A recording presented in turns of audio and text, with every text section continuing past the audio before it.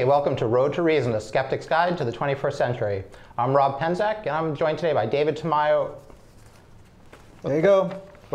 What? I got my notes. Oh, this autograph. Man, don't you know I'm a movie star now? Oh, please, you're what, in that for like 5 seconds? Yeah, this movie we're going to be talking about today, man, what, 5 seconds? Yeah, thanks. This is great. I will treasure this.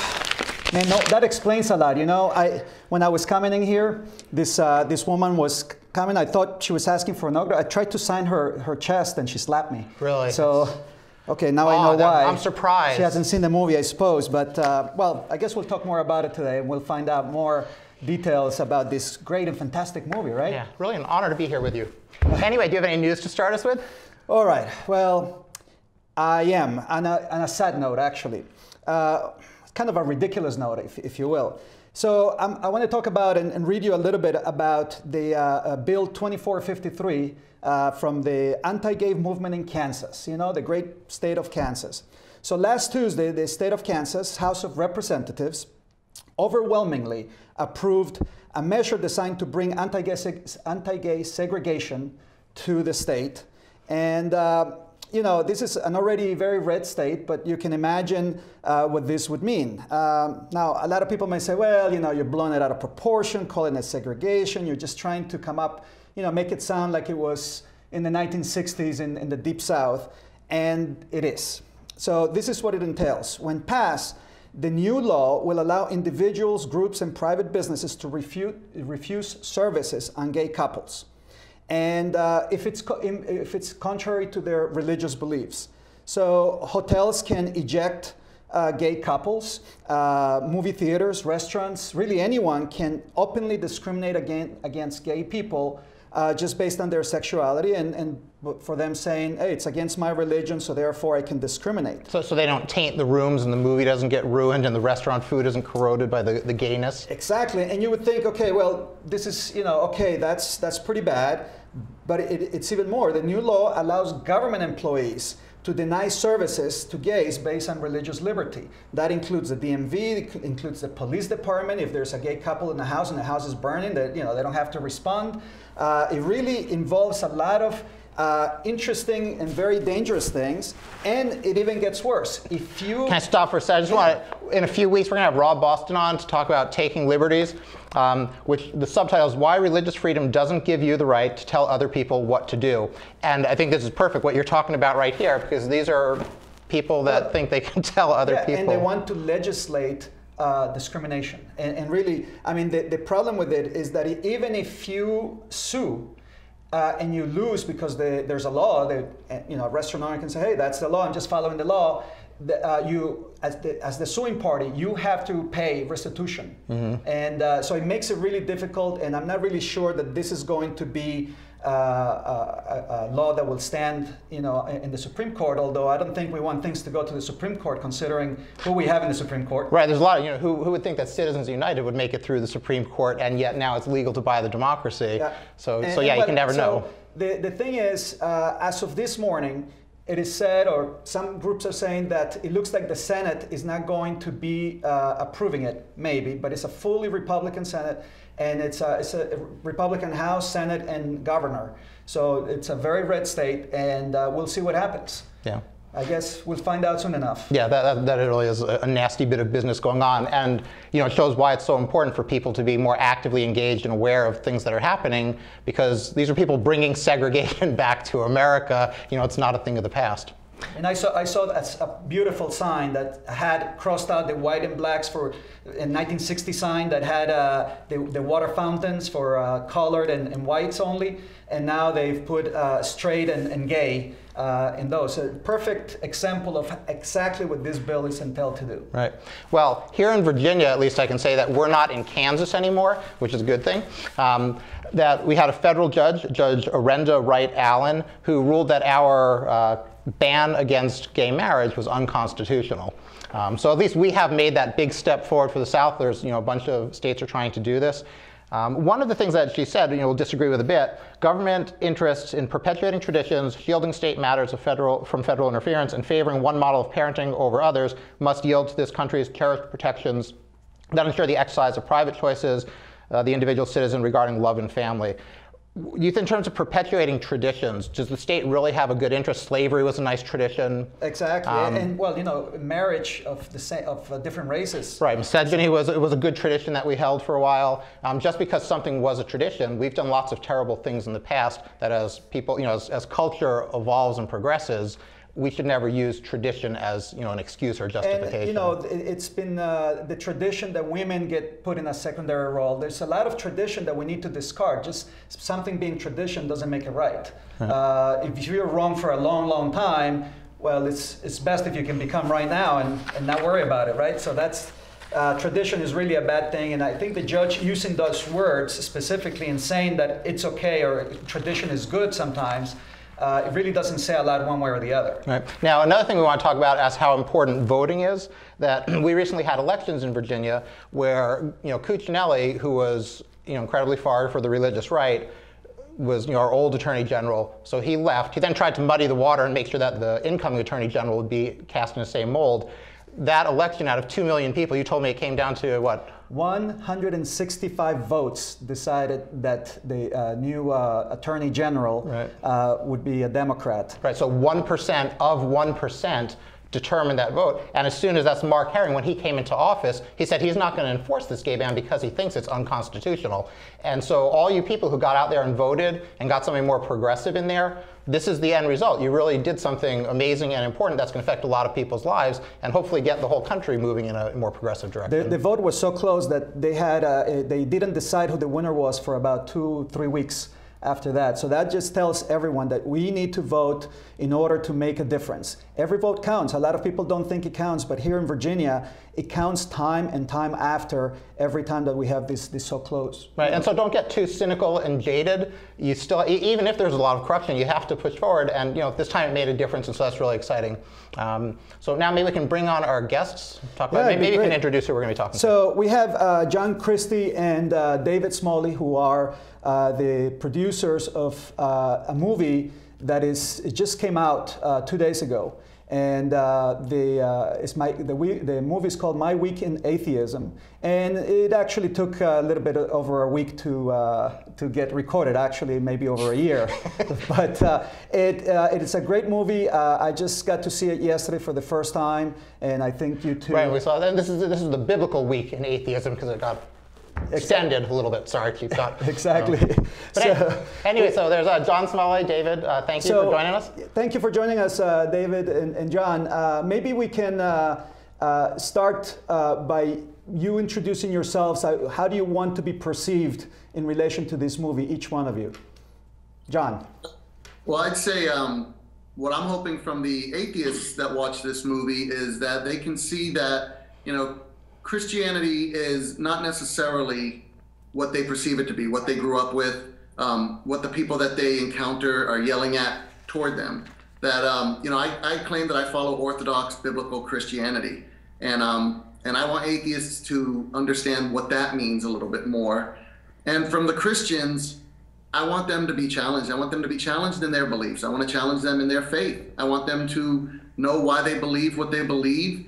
And, you know, as I say often through the movie, you know, I believe I have the truth. And if I have the truth, it should hold up to scrutiny. And I want Christians to be challenged to that.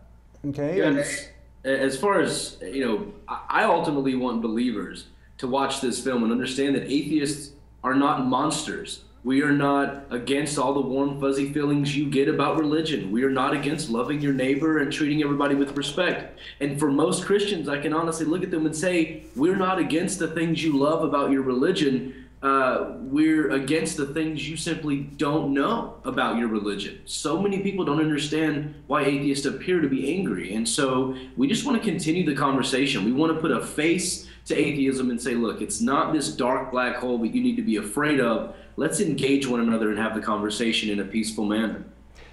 Can you guys talk about how the whole production was received, both from the progressive Christian community, a more fundamentalist community, and then the atheist and skeptical communities?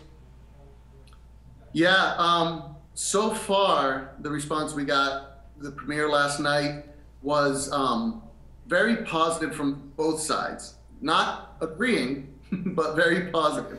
They were, from the atheists, you know, they were, I think many of them were a little bit in shock. They came in with the expectation that this was going to be a Christian slam film. They were expecting Christianity to walk away with the championship belt and atheism to lay there defeated. And they were really surprised. I got a lot of comments from atheists about how surprised they were that it was very fair, it was very balanced, and it represented true atheism, at least a large branch of true atheism. I know there are many that would disagree.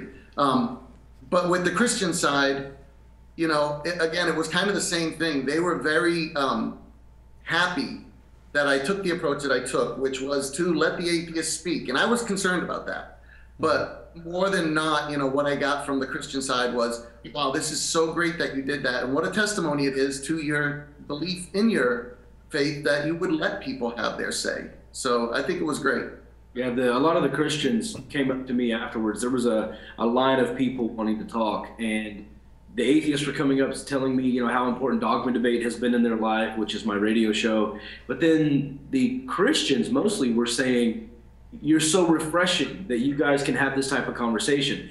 And they feel like most atheists, they say, most atheists are in your face, are negative, are mean or attacking. And my response to them is, no, I'm like most atheists. Most atheists, you know, they're serving your coffee, they're mowing your lawn, they're fixing your car at Jiffy Lube. I mean, you know, they're everywhere. They just don't talk to you about it.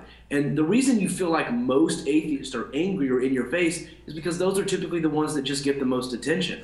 And so they were very thankful. And the Christians, many of them shook my hand and said, you've given me a lot to think about tonight.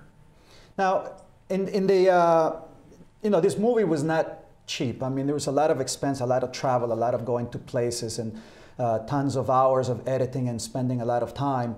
How was any group or anyone funding this, or was this a personal venture on your own, or how was this? How did this get produced? Yeah, mostly it was personal. I've got some credit cards maxed out. You know, I did receive some donations. You know, and that was really good. We give credit to the people that donated in the film. But for the most part, yeah, it was personally funded. The biggest part of the expense, usually in a production like this, is the actual work, the director, the editor, the actual labor hours. And luckily, because of my history and my work career in the past, you know, I'm able to do all that myself. So I played, you know, one of the characters. I was the director. I would oftentimes was the cameraman, and sometimes it was all at the same time. And then I was able to be the editor, and I was able to kind of do all that extra post-production work that was needed. So, you know, we really were able to save expenses that way. But other than actual hardware equipment and airlines and hotels, yeah, that was all pretty much funded either personally or by some help from some friends with donations. Okay. And you want to tell people where, if we can't, you know, promote things directly in terms of the money, but if people do want to learn more about this, see how they can help or get involved with similar projects, you know, where can they go to find out more about you? Yeah, for the movie, myweekinatheism.com, you can find more about David and I, as well as the movie itself. There is a trailer there, so you can kind of get a taste for what the movie is about. But myweekinatheism.com is, that's exactly where you can get all the information that you'll need. Okay, and David, can you tell us a little bit about Dogma Debates? You know, we're going to mostly talk about the movie, but just so people can, you know about your background. Sure. Dogma Debate is an iHeartRadio show through Clear Channel, and it's also on iTunes immediately after the show. We go live every Wednesday night at 6 p.m. Central Time, because I'm actually based in Texas. I'm out here in Sacramento now with John, but yeah, we're headed back to Texas tomorrow. So yeah, it's typically a 2 to 3 hour radio show. And we really pride ourselves on having a good approach to believers and providing a platform for believers to talk. But at the same time, it sounds like you're listening to a morning talk show or a drive time talk show that would be on your local radio station, because we have a lot of fun with what we do. We keep things topical and interesting and light, and we try to have a lot of fun on the show. And so that's at dogmadebate.com. And a lot of what we do, since I already own the studio and I do a lot of voiceover work, is we actually produced atheist audiobooks. So we also have atheistaudiobooks.com. We've got, I think, 13 books are out now, and we just recorded PZ Myers audiobook, and we had Aaron Ra do the voiceover for it. So that's going to come out in just a few days. And so it's a lot of fun. Like I said, atheistaudiobooks.com, dogmadebate.com. And we've had over 1 million downloads to the show, and we get about 160,000 listeners a month. So it's been growing, and the response has been positive and really overwhelming. So it's a lot of fun. Excellent. So before we go any further, I'd like to ask David, would you be willing to do My Week in Christianity and sort of have a part 2 of this movie? You know, John and I have already talked about that. Absolutely. I love, and I think the public loves, the idea of an atheist being in church. And so I'm very open to that. I mean, this movie just released today online, and like we said, it just came out today. So we're going to let this ride for a little bit and see where it goes. But yeah, we've actually already been in talks about a My Week in Christianity. Well, that's great. Yeah, we'd both love to see that. We'll love to have you back when you do that. David, one thing you had mentioned was fair and balanced, and I'm not sure you can say that in the news of, in the era of Fox News, but David and I here both really had the reaction that you did a very honest, fair job about this. The atheist side was perfectly well represented. So I'd really hand it to you. I think you really did a great job. Excellent job, yeah. Do you want to tell us, like, how did the editing work at the end? Like, did you guys really sit there as a team, figure everything out together? Because it really looked like a very even representation. Well, if you watch the credits at the end, I'm listed as a co-producer, but I'm the only person listed as supervising editor. So John actually had the data. He had all the footage. I think there were 38 hours of film. And he had all the footage, and he had his fingers on the mouse. He was doing the cutting and the chopping. He would make a proof. He would send it to me. But he also sent all 38 hours of footage, mailed it to me on a hard drive. And so I had full access to everything that was available. And the first cut of the film, I watched it, and then I went and watched all 38 hours of footage. And I emailed him saying, I would love to see this, I would love to see that, and I would love to see this. I think I had 9 or 10 clips that I wanted in there, and literally everything I asked for, John put it in. And then at the end, you know, I don't want to give away how the movie ends, but at the end, when John has his say as to how he's feeling about it, you know, pretty much the whole film is atheists saying what they want to say to Christians. John says what he wants to say to atheists. And I honestly think it's revolutionary because I think it's the first ever Christian-based film that is completely fair to atheism. And last night at the premiere, 1 or 2 of the atheists in the audience kind of went on the attack to John about having his say or whatever. And I was quick to come to his defense and say, look, there's never been a Christian film that has been this fair to atheism. And it was an honor to work with John. And he's been phenomenal. Thank you. Yeah. Oh, that's for sure. I mean, that's what came across in this film, that it was very balanced, which really begs the question, you know, do fundamentalists, when they watch this show, will they be upset at John saying, hey, you've done a disfavor to our side because you've been so soft, you threw a softball at the atheists and we could have chewed them out? Or I'm sure there are some atheists that felt kind of the same way towards David, and that was presented in the film. You know, I wonder if you've seen that already or not yet from the fundamentalist Christians. You know, John and I talked on the phone a few days before I headed out to California, and that's exactly what I told him.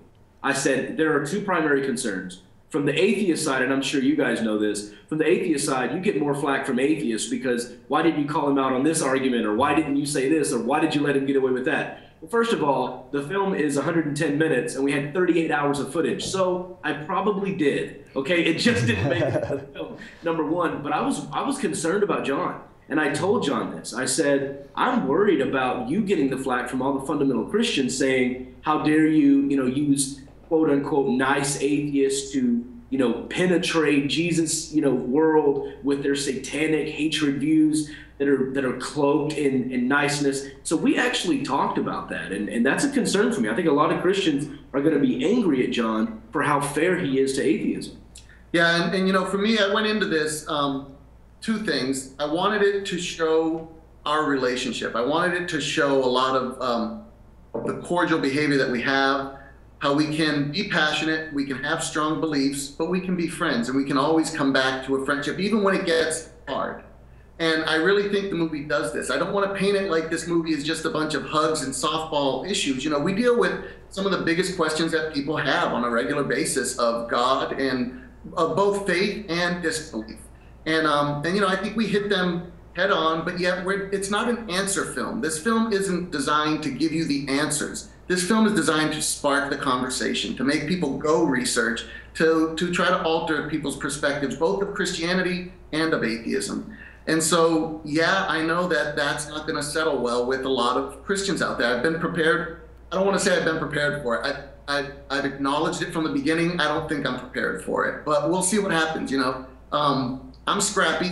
You know, I've got 3 older brothers. I'm used to it, so I know how to mix it up, and I believe what I believe. You know, and it was important to me in putting this movie together that everything that I say, everything that comes out of my mouth, I'm behind 100%, and I'm not afraid to go toe-to-toe with an atheist or a Christian about those beliefs. You know, that's the way I see it. So those that are going to disagree, let's go. Yeah. Well, I would say that your film certainly was not about a bunch of softballs. I mean, you guys did take on really serious things.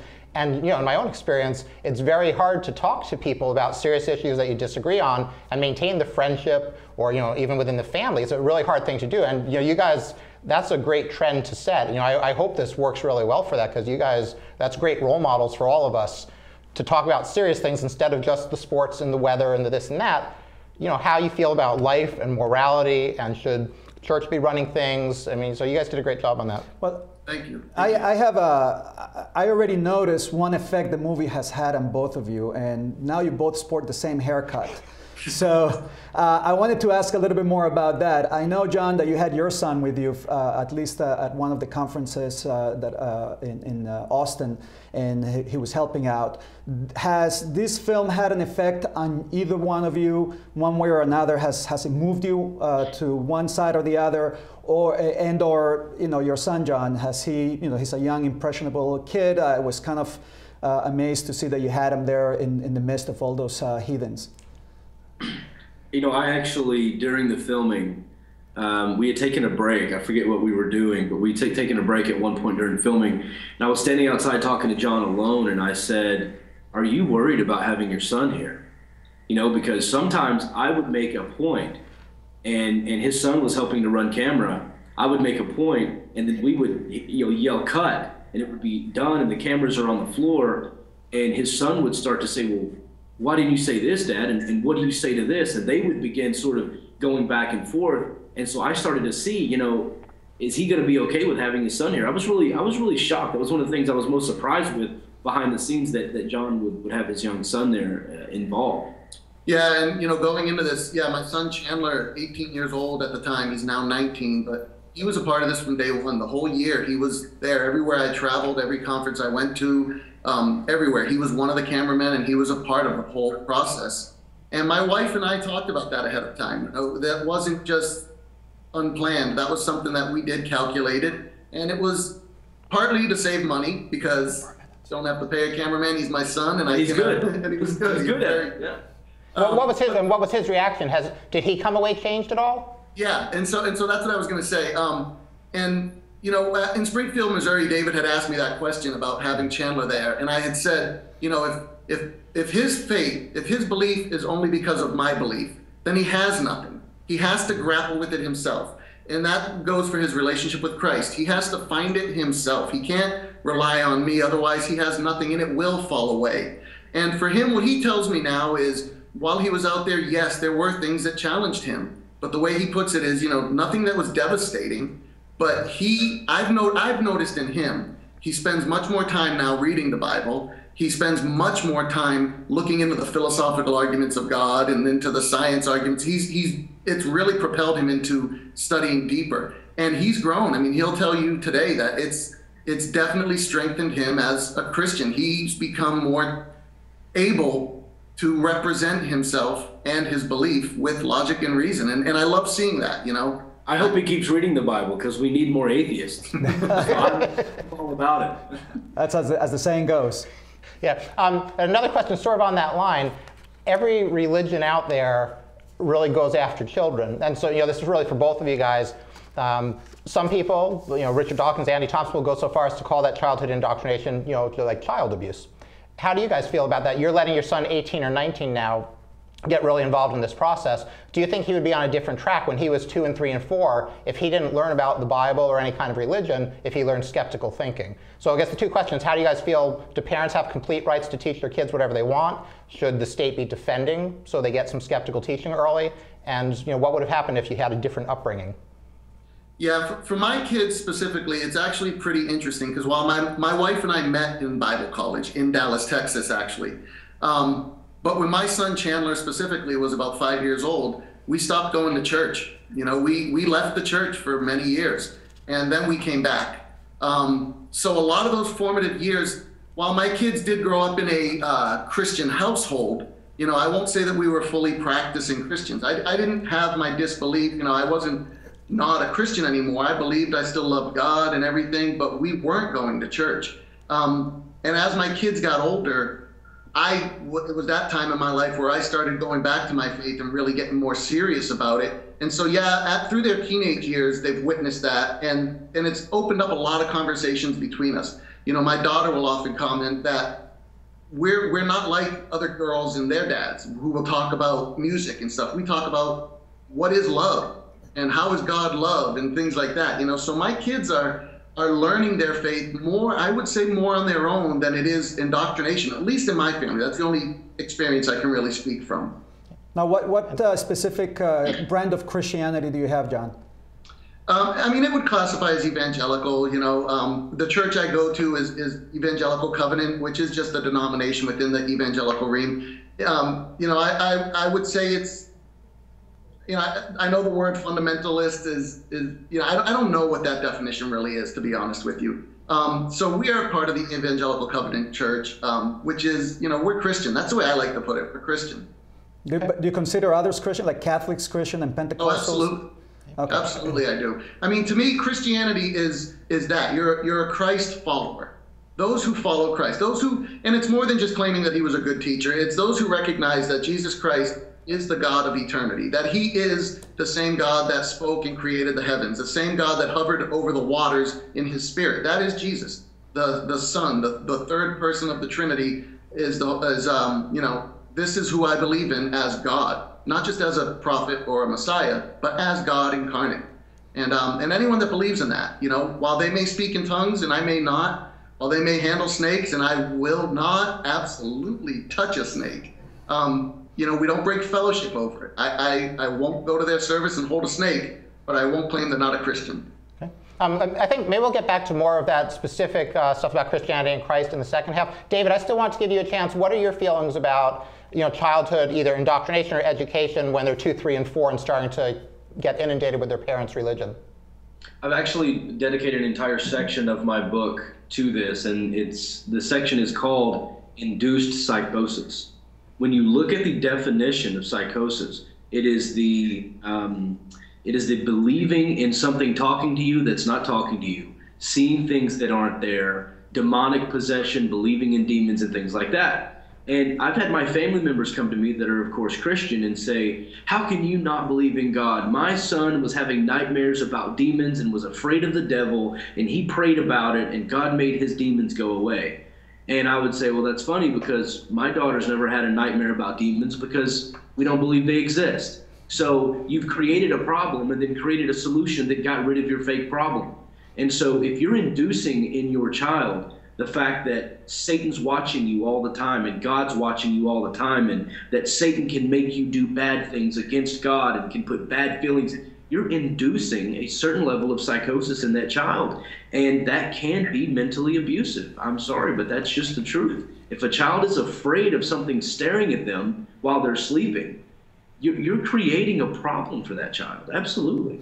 All right, well, we're going to talk more about some of the details and some of the things that were mentioned in the movie right after this break. So we'll see you in about, what is it, 3 minutes? 3 minutes. Or so? All right, okay, thank you. Doing commercials is unfamiliar territory for me, but I'm inviting you to watch Road to Reason, a skeptic's guide to the 21st century, on Fairfax Public Access every Sunday. Each week, the hosts tackle wishful thinking, religion, pseudoscience, and the harm they cause, with a combination of facts, humor, and community involvement. They challenge believers to defend their faith and give you, the skeptic, a voice. With live call-ins for viewers and streaming on the World Wide Web, there's never a dull moment. Don't wait. Look at them now on Facebook and YouTube, and remember to watch Road to Reason, a skeptic's guide to the 21st century, or there'll be hell to pay. Welcome to Student News with the Secular Student Alliance. I'm Liz Liddell, the Director of Campus Organizing, and I'm here to share some of the most exciting secular events and news happening on high school and college campuses across the country. Administrators at Pisgah High School in Waynesville, North Carolina have continued to block the formation of a secular student group. This week, our partners at the Freedom from Religion Foundation and the ACLU have sent a formal letter to the administration informing them that their actions were illegal and demanding their compliance with the Equal Access Act. Students at this school have been working to start their SSA affiliate group since October of 2013. In an ongoing display of the outstanding relationships that can exist between a government and the secular community, secular students and community members attended a special session of the Arizona State Legislature last week. Multiple representatives and lobbyists welcomed the guests and recognized the importance of the growing secular demographic. The group was introduced to the legislative body from the floor, and the session's opening prayer included specifically inclusive language to welcome our students. Student groups host some of the largest regional conferences in the nation, and there are a lot coming up this spring. Sex and the City, hosted by the Sacramento City Freethinkers at Sacramento City College. SashaCon, hosted by the University of Missouri Skeptics, Atheists, Secular Humanists, and Agnostics in Columbia, Missouri. Skeptech, hosted by campus atheists, skeptics, and humanists at the University of Minnesota. ReasonFest, hosted by the University of Kansas Society of Open-Minded Atheists and Agnostics, and the Madison Free Thought Festival, hosted by atheists, humanists, and agnostics at the University of Wisconsin-Madison. You can always learn more about secular students and their work on our website at secularstudents.org. I'm Liz Liddell, and I'll see you next time.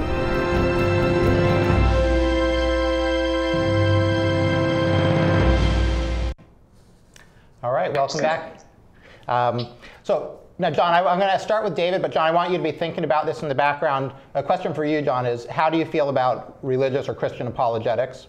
And David, to start with you, put aside your friendship with John for the moment, the love-hate, I know John is my enemy friendship that you spoke about. Frenemy. Frenemy is your frenemy.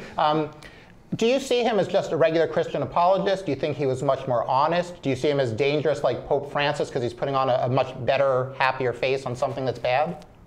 That's exactly it. And I addressed that in the film. As much as I love John to death, I think it's very dangerous. And what you're seeing here is not just, hey, I want you to believe like I do, or, you know, I want to argue with you about this or that. Guys, this is an intervention. I look at John and I say, look, man, what you're doing is you're showing the beautiful, loving, peaceful, thought-provoking side of Christianity. But what he doesn't realize, and what hurts me so much, he gets upset and emotional when he thinks about me being burned in hell or tortured for eternity because of a lack of belief. As far as I'm concerned, you take that up with the monster that's going to be in charge of it, not me, okay? Because I'm the good guy. I'm being nice about this. What I find dangerous about John is that he shows all of those nice, wonderful things, and it hurts me to know that he may be having an effect on people all over the country or all over the world. And they say, you know what, this John guy's got a really good point. I don't have to do this and have to do that. I can ask my questions. I don't have to be an atheist. Let me give this thing a shot. And then they go to their local church where their pastor is telling them all kinds of crazy stuff that John wouldn't agree with, or telling them that they can't hold a certain position at the church because they are a female, or that they need to now go vote against, you know, women having rights to make decisions about their own body. And that type of oppression can come that John doesn't have control over. And so I see him as a salesman out there talking about all the wonderful, beautiful things about Christianity, when in fact people could be going to these churches because of what John says, and ultimately they become a part of that demographic that is actively being oppressed. And that's bothersome to me. So what you're seeing here is honestly an intervention. I talk to John as sincerely as I do and as candidly as I do and as with much love as I do, because I do it as though you would be talking to your friend or family member who was a heroin addict. Yes, it makes you feel good. Yes, I understand on the surface you think it's a good thing, but there are long-lasting negative effects that you're not taking into account. And John, yeah, go ahead. Okay, so kind of tying into that is your question, about being an apologist. And I've actually had a change of what I call myself recently because of this film. It really came through the editing process of watching it a lot. And, I don't want to be referred to as a Christian apologist. I don't want to be referred to as a defender of Christianity. I want to be known as an advocate of Christianity. I want to go on the offensive. I believe that I have a very clear understanding of what Scripture says, and I can back it up through scriptural study, through historical study, through just an understanding of the world we live in even. I believe that I'm headed in the right direction with the interpretation of the Bible. I know you give one verse to 10 people, and it's going to get 10 different interpretations. But I'm not alone. Christianity is an egalitarian religion. It is a religion of equality. It is a religion of peace. It is a religion of love. It is a religion that satisfies demands within humanity. And I love seeing all of you shaking your head at the same time. I think you're a person of equality and love and all those great humanist values. I don't think Christianity is, not historically. I think you're absolutely wrong. And I think that you misinterpret the Bible. I think David misinterprets the Bible. And I think there are many Christians that misinterpret the Bible and they twist it for their own power. Just because you're a Christian doesn't mean you're not human. You're very human. And now, thus saith the Lord is on your side. And so you start manipulating that to control people. Christians fall into that all the time, and it's wrong. Last night on stage at the Q&A, you said, when I was talking about the women's role in church, you said, now in my household, yes, God has set order. I'm the CEO. Yes. And I said to you, only because you're a male. And you're like, well, I don't know. And I don't know if that's a point of struggle for you or not, but you cannot say that God is all about equality and Christianity is equality when you specifically say, but I am ordained by God to be the CEO of my home because I'm the male in the house. That's not equality by definition. It is. The reason why it is because in the beginning, God created man and female as companions to work the garden together in an egalitarian relationship. Once sin sets in, once rebellion sets in, there is punishment. There is everything goes haywire. That wasn't the intention God had, was for everything to go haywire, yet God expected it, God knew it would happen because of our own free will. And as a result, man is in the hierarchical role in the family. That doesn't mean he's the head of the family as in the sense of submit to me, I'm a dominant male. But the example I use is like any corporation with the CEO, there is someone that's making the final decision. I mean, there is someone that's steering the ship in a sense. But that brings up a question. Together in everything that we do. I do not dominate my wife at all, but I am the head of my household. There are many families, though, where the woman is more of a leader and is a better leader than the man. The man is very a passive role, and the woman can step up. In my house too, or an equal role. It's funny to see such a nice guy like you, how you can just say that. It's like you didn't hear what you were saying. Well, I did, and you know what? Here's what I'll point back to with that again is my children and my wife. I'll point to my own testimony of my life. It has worked beautifully for us. My children are a testimony to this hierarchy that we have in our life. Now, again, do you have a daughter? I have 2 sons and a daughter. Do you think that if your daughter, grows up, gets married, and she wants to help run that house, and she's very competent and kind and all those good things, maybe more than the sons? Right? Shouldn't she have that opportunity? Absolutely, but see, you're misinterpreting what I'm saying. You're thinking that I'm saying that I lay down the law and I make the final decisions. My daughter is very strong-willed. I thought you said that the Bible was putting the man as the head of the household. But you're misinterpreting what I'm saying, head of the household. When I say head of the household, you're thinking that I'm ruling over them and I'm dictating them what to do and what. No, we work together, but there does come times in our relationship, in our family, where a flat decision has to be made because maybe my wife's going in one direction, I'm going in another. Why shouldn't your daughter or your wife have just as much right as you to be the one that makes that decision? They do. That's what I'm telling you. It's not a sense of listen to me, it's my way or the highway. It's let's hash this out together. But in the end, in any situation like that, in the end, one makes the final determinate decision. Right. Okay. Why can't they, in the end, be the one to make that determination? In the utter end, after you work it out, after you talk nicely, why should the man be the final arbiter? I guess I would turn that and say, why shouldn't he then? Because we're equal. You're talking about equality. But you can't have equality in what you just said. Someone has to make that final decision. Yeah, sometimes one time. Well, really what it comes down to, and I saw this throughout the film, and I see this with a lot of apologetics, it comes down to interpretation. That no one wants to read the Bible literally because it's really horrible if you read it literally. And so you have to interpret things. And you have to interpret. So the question then for both of you is, how do we choose to interpret? What things do we interpret and what things do we leave alone? And obviously, different groups interpret different things. That's why we have so many brands of Christianity. And if you have to interpret so much in so many different ways, it seems to me that there's really nothing to be interpreted. We need to treat this as we treat Don Quixote de la Mancha or any other work of literacy. Yeah, and there's a couple things to that. Number one, I would say, let's not confuse the message of the Bible, the necessity of what the Bible speaks with all the other things. Again, this goes back to why I can consider most people Christian. The Bible is about that we are all sinners, and while we were sinners, Christ died for us. That's the understanding of the Bible. That's cut clear. That's not misinterpreted. Now, what about the first 6 days of creation? Now, what about a donkey speaking to Balaam? What about all these other different things that come up? When we say the Bible is literal, we have to really define what we mean is literal. I don't claim to read the Bible literally. I read it literarily.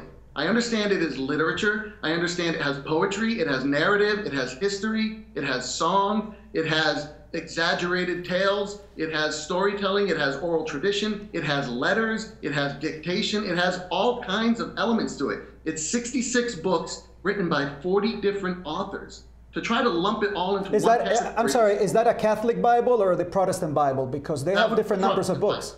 Yeah, that would be the Protestant Bible. Oh, I see. Is the Catholic Bible no good? No, the Catholic Bible's fine. I would say the Apocrypha, which is the extra 15 books included in the Catholic Bible, are good to read. I've read them. I read them. 1st and 2nd Maccabees I use very often. They're not scripture. They're considered historical text. Same thing with the letters of Clement of Rome. Same thing with the Book of Enoch. But it seems to me that since we don't know who the authors are of all these books, how do we pick which is a sacred book and which is not a sacred book? Which one should belong in the Bible and which one should be thrown into the fire, as it happened with many other books that are not listed anywhere anymore? I mean, it's a matter of human interpretation, isn't it? No. With the New Testament specifically, I could very well argue the case, and I do believe that all of the books, we have them right. We know who wrote them, and the ones attributed to them are either the direct pens of it or they were the scribe in the situation, but especially the epistles and things. The New Testament, we know for certain that these are the authors, okay? The Old Testament, some of the books still go we who know that, I mean, like Bart Ehrman, who's a scholar and is not an atheist, he goes on at length, and then at the end he doesn't want to call Christ a myth, but right. I'm not sure what authority you get where you say we know the authors, we know they were the personal scribes. Yeah, most biblical historians that I know will say we don't know who the specific authors of Matthew, Luke, and all of those books were. And we have no original, so we can't even verify any of it. But no one really knows who the specific authors were of any of those books. And David, jump in. How do you know which parts of the Bible are inerrant? Because it all is. No. I point to this all the time on my show. David Fitzgerald has done a phenomenal job with his book called Nailed, 10 Christian Myths that show Jesus never existed at all. And regardless if you think Jesus is a myth or not, reading that book will really shake the foundation of what you thought you knew about how the Bible was created. That's all I want to say about that. Well, I'll address that real quick, but I also want to address the Bart Ehrman comment. Okay. But, I love David Fitzgerald. We're really good friends, and I don't like to go at him, especially when he's not here to defend himself. Then don't. But you brought it up, so I have to. Well, we're going to try and get him on here too, so we'll have him address your comments if you'd like, in the future. You know, I'm gonna make this simple comment, is while I really appreciated David's book because I like his writing style and I like that he got the conversations out there, it's not largely, it's almost completely, and he's agreed with me, well, never mind, I won't say that. His book is largely based on conjecture. It's conjecture. It's finding some pieces and then interpreting them. Give you one idea that I want to say to it is he gets the size of the Sea of Galilee wrong in the book. He cuts it in half by size, and I pointed this out to him, and he said, "Wow, that's a great point. Maybe I'll add that to my next version of it."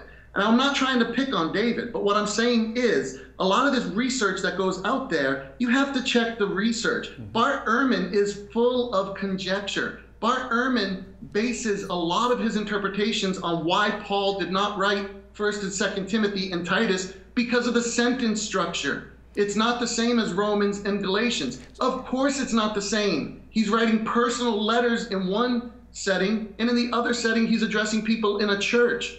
So It's what do totally you base different literature? Well, if you dismiss, scholars and other people, who are your scholars? Like, where did you go to be so certain about, your interpretation? Yeah, let me say first, I don't dismiss, but I question and argue the skeptical scholars. So some of the guys, for example, Darrell Bach, Daniel Wallace, the Center for the Study of New Testament Manuscripts. He's debated Bart Ehrman. You want to get a good debate? Get the one between Bart Ehrman and Daniel Wallace. John Lennox, Professor John Lennox from Oxford University, debates Richard Dawkins several times. He's brilliant. Ones that you would know, William Lane Craig, the guys from reasons.org, Reasons to Believe, Fazl Rana. Is it fair to say that almost everybody you just listed has a vested interest and a strong bias to saying that it's true? Or are those just independent scholars? Absolutely they do, but no different than Bart Ehrman. Well, Bart Ehrman is not a believer. He left the faith, and then he starts writing these books that are anti-Christian, that let him justify why he's left the faith. So I can say the same thing. We all have biases, and I want people to understand that. Yes, they do have biases. You know what? So did the Apostle Paul. The reason he had a bias was because he saw the resurrected Lord. So, you can't dismiss that testimony. He was an enemy and a skeptic of Christianity, converted because he saw the risen Lord. And now we're going to throw that out because he has a bias. I just want to say, the very fact that you have to get this deep and use stylings like hermeneutics to understand what this meant, and then have an argument with another believer about if this word was hyperbole versus this word was literal or this word was poetry. The other day, John and I were walking around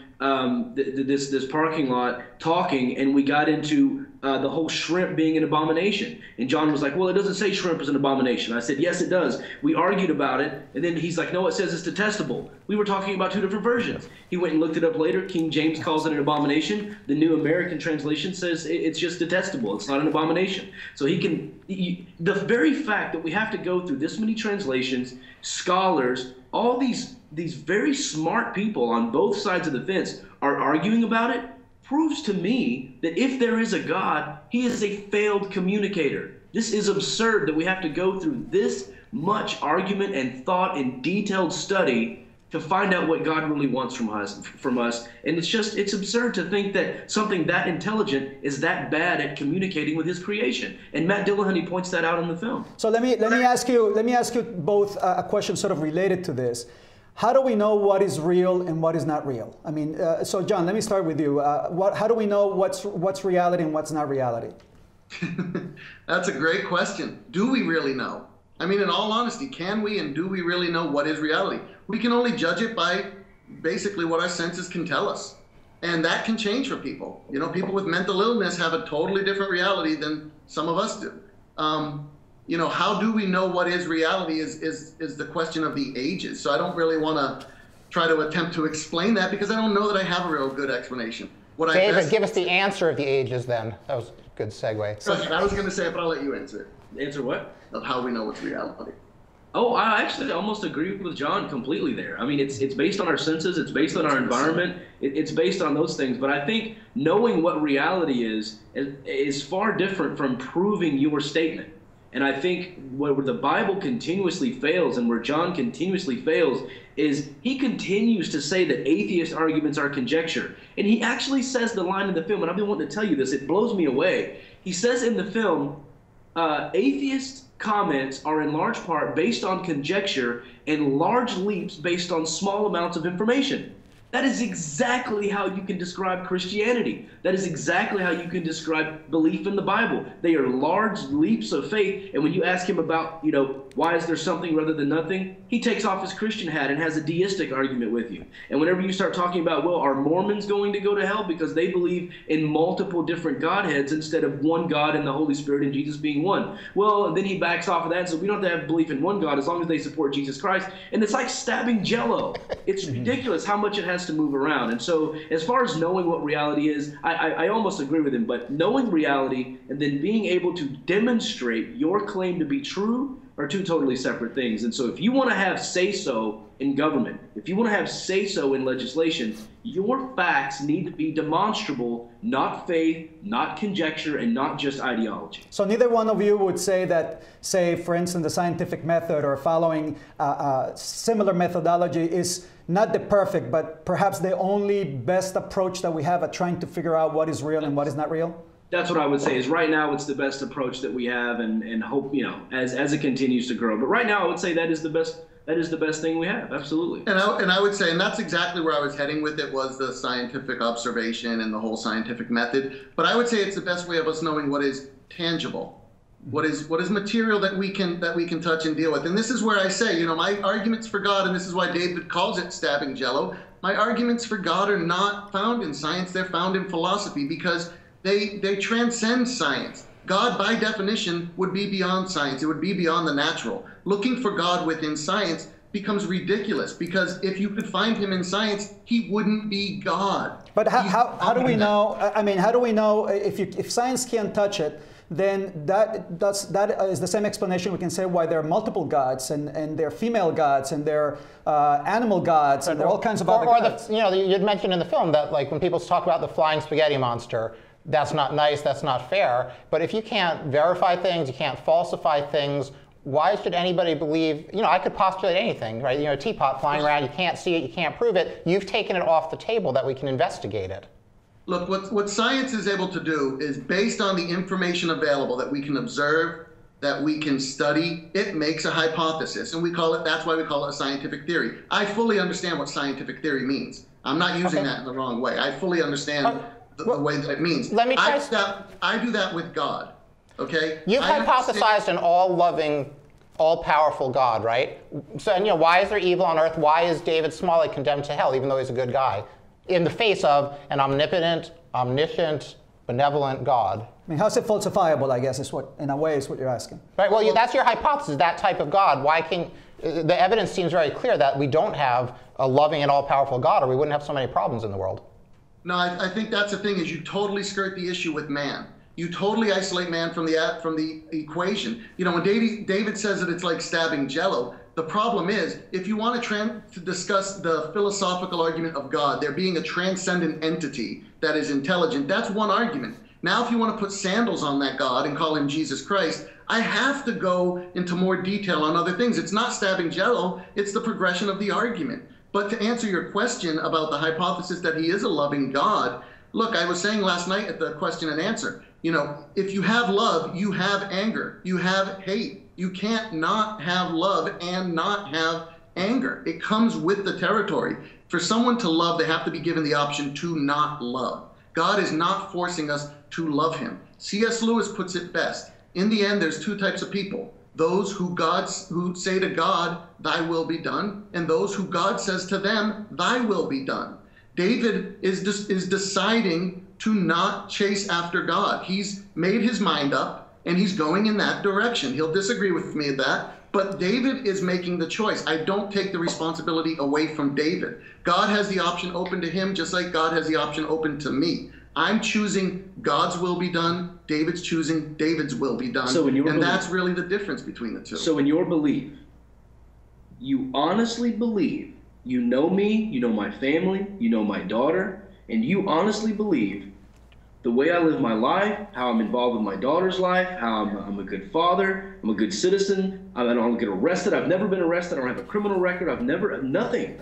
I do my thing simply for not believing to look at this evidence and go, John, it just doesn't make sense to me. This does not prove to me beyond all shadows of a doubt that this God is real. You think that thing, which is a belief that I cannot control, I either look at it and believe it or I don't. You think that alone justifies eternal punishment and torture for me. The problem with that you're doing is you're trying to make me the judge in that situation. I'm asking you to So agree. what I'm saying to you, and this is where it does delve into the philosophical part to it. What I'm saying to you is by the fact that you're calling yourself good, you're making a judgment. You're not answering the question. Yes, I am. You're claiming that you meet a standard. Whose standard do you meet, David? You meet your standard. The point of the Bible is God has a standard and none of us can meet that. We need a savior. So if his your actions, your behavior of that good is irrelevant. It's worthless. The way the Bible puts it is it's filthy rags. That's the female version of what happens monthly. Me being a good father is filthy rags. Me being a good husband Me being a good father. Right, but all of this comes down to I don't believe in it, throw him in the pit of fire. No, what this comes down to is a rebellion. The Bible makes the stance clear that God has given enough evidence to the world for everyone to recognize him. Oh, yes. But we don't. It made it clear to Christian apologists. So okay, so we only have about a minute and a half left, and so I want to get clear from both of you. Do you believe then that faith is a choice, that you can choose to believe or you choose not to believe, that it's a conscience thing? Because most of the atheists that I've come across, including myself, is people wanted to believe, they wanted to be more faithful and ended up in the side of atheism, not by choice. I mean, it's not an easy life being an atheist. It's actually the other, it's harder. So do either one of you think that having faith is a choice, an actual choice? I do. I believe that faith is trust in the information we see before us. I believe that faith is just that. It's trust in God. The more I study, the more I learn, I find more about that God. But you know what? Nature itself testifies that he's there. And I think that that's what it comes down to. You don't have to know everything perfect. You don't have to know it right. But yes, I do believe it is a choice to believe the information set before you. If you think belief is a choice, climb on top of your house. Believe that it's only 3 inches tall. And ignore the evidence. Hold on. And as soon as you are convinced that you believe what you've chosen, jump off. See how that works out for you. And that would not be faith. That would be disbelief in the evidence before you.